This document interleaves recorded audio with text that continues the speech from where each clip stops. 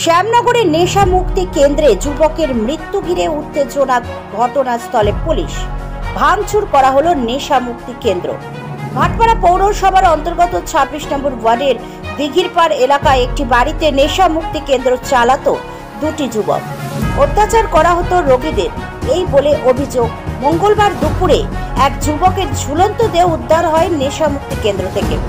ঘটনার খবর জানাজানি হতেই উত্তেজিত জনতা ভাঙচুর করে গোটা নেশা মুক্তি কেন্দ্রে। ঘটনার খবর পেয়ে ঘটনাস্থলে উপস্থিত হয় স্থানীয় জগদ্দল থানার পুলিশ।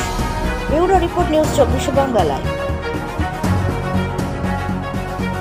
এখানে নেশামুক্তি কেন্দ্র আছে, শোনা গেছে একটা ছেলে নাকি যেখানে রয়েছে সে নাকি গলায় দড়ি দিয়েছে। কর্তৃপক্ষের এটা হচ্ছে দাবি। আর যারা যে বাড়ির লোক মারা তারা বলছে মেরে দেওয়া হয়েছে, আমার একটা অভিযোগ, জানি না কিছু। এখন তো পুলিশ আসছে, তদন্ত করলে জানা যাবে। এই যে বিষয়, নেশামুক্তি কেন্দ্রে কীভাবে গলায় দড়ি দিতে সেটা ওরা বলতে পারবে কীভাবে গলায় দিতে, আমি কী করে বলবো। প্রশাসন পুলিশ রয়েছে, দেখি কি হয়।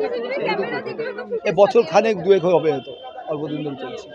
আরে ক্যামেরা, সিসি ক্যামেরা আছে তো, লাইসেন্স নিয়ে থানাকে জানিয়েই কাজটা করছে, না জানিয়ে এগুলো হয় না। কিন্তু কত হচ্ছে, সিসি ক্যামেরা তো আছে, দেখলে তো বেরিয়ে যাবে। কি ছিল এসে দেখলাম যে মানে 2:30-3টে নাগাদ থেকে কিছু গাড়ি আসছে লোকজন আসছে। তারপরে আসার পরে দেখি যে, তারপরে তো শুনলাম যে এরম মারধর ভাঙচুর হচ্ছে। তারপরে দেখার পরে আমরা ভেতরে ঢুকে দেখলাম একটা ছেলেকে শুইয়ে রাখা আছে। এখানে কি ছিল? এটা অ্যাকচুয়ালি নেশা মুক্তি কেন্দ্র ছিল। আচ্ছা আচ্ছা, যখন কি অত্যাচার হতো নাকি ছেলেদের উপরে, মানে রাস্তায় যাতায়াত করে? এমনি কিছু বুঝতে পারতাম না, তবে অনেক সময় মারধরের আওয়াজ শোনা যেত, এমনি কিছু বোঝা যেত না। মোহন হামদি। হ্যাঁ, কি শুনলেন এখানে আসার আগে মানে এইখানে ছেলেটাকে আমি 6 মাসের চুক্তিতে, ও নেশাগ্রস্ত ছিল। 6 মাসের চুক্তিতে প্রত্যেক মাসে 9,500 টাকা এবং ট্রিটমেন্টের টাকা নিয়ে যাবত 1 লক্ষ টাকার উপরে দেওয়া হয়ে গেছে। এই 6 মাসে আমার ভাইপোকে পুরো ভালো করে দেবে, এইটা ছিল এর সাথে আমার কথা।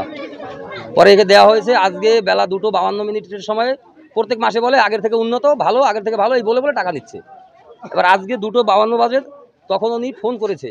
আমার আরেকটা ভাইপো আছে, ওকে ফোন করে বলছে যে এরকম অরণ্য 7-8 মিনিট আগে গলায় ফাঁস দিয়েছে, আমরা ইমিডিয়েটলি নিয়ে গোলঘর হসপিটালে যাচ্ছি, আপনারা গোলঘর হসপিটালে আসেন। যখন উনি বললো গোলঘর হসপিটালে আসেন, পরে ও আমার বাড়িতে গেল, আমি জামা প্যান্ট পরে, আমি ঘুমানো ছিলাম, জামা প্যান্ট পরে উঠে আমরা গোলঘর হসপিটালে চলে গেলাম। তখন আবার আমাকে ফোন করলো উনি, ফোন করে বলছে, আমি বলছি অরণ্যর অবস্থা কি? বলছে ওর সেন্স বলে কিছু নেই, পুরো শরীর ঠান্ডা হয়ে গেছে, আপনারা কোথায়? আমি বলছি আমরা, আপনি গোলঘর বললেন, আমরা গোলঘর হসপিটালে চলে এসেছি। বলে দেখেন, আপনারা যদি বলেন তাহলে আমি গাড়ি ডাকবো, ডেকে গোলঘর হসপিটাল নিয়ে আসবো। আর প্রথম আমাদের বলছে আমরা গোলঘর হসপিটালে যাচ্ছি, ইমিডিয়েটলি আপনারা আসেন। মানে ভাইপুর ওর নাম অরণ্য বারুই। এবার এখানে আমরা আসার পরে দেখলাম ওর মানে একটা বাথরুম দেখাচ্ছে, তাতে একটা পাকার হুকও নেই যে সেখানে মানুষ একটা গলায় ফাঁস দিতে পারে, দেওয়ার মতো কোনো জায়গা নেই। ও গলায় ফাঁস দেয়নি, ওর গলায় কোনো ফাঁসের দাগ নেই, ওকে মেরে ফেলানো হয়েছে। আপনারা মিডিয়া, আপনাদের মাধ্যমে, প্রশাসনের মাধ্যমে আমি এর সুষ্ঠু বিচার চাই। আমার নাম মাধব বারুই, বাড়ি নতুন গ্রাম, 30 নম্বর ওয়ার্ড।